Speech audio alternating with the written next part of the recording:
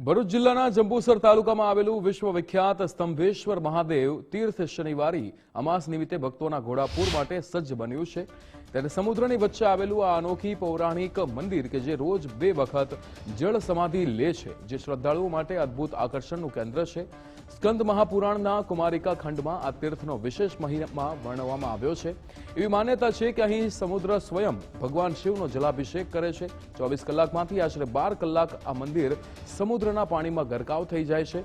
પૌરાણિક માન્યતા અનુસાર શનિવારી અમાસે અહીં પિતૃ તર્પણ અને સ્નાન કરવાથી પિતૃદોષમાંથી મુક્તિ મળે છે। મંદિરના મહંત વિદ્યાનંદજીના જણાવ્યા અનુસાર શ્રદ્ધાળુઓ માટે ભગવાન સ્તંભેશ્વરના દર્શનનો પવિત્ર સમય સવારે 9 વાગ્યાથી બપોરે 3 વાગ્યા સુધીનો રહેશે।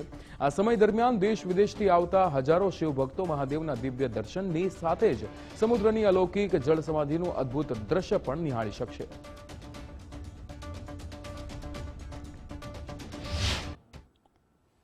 આ મંદિર સમુદ્રની વચ્ચે 2 વખત એનું જલાભિષેક થાય છે। 24 કલાકમાં 12 કલાક મંદિર આ સમુદ્રની અંદર સમાહિત થઈ જાય છે અને 6 કલાક સુધી ભક્તોને આ દર્શન આપે છે। એવી પ્રક્રિયા આજે હજારો વર્ષોથી ચાલે છે।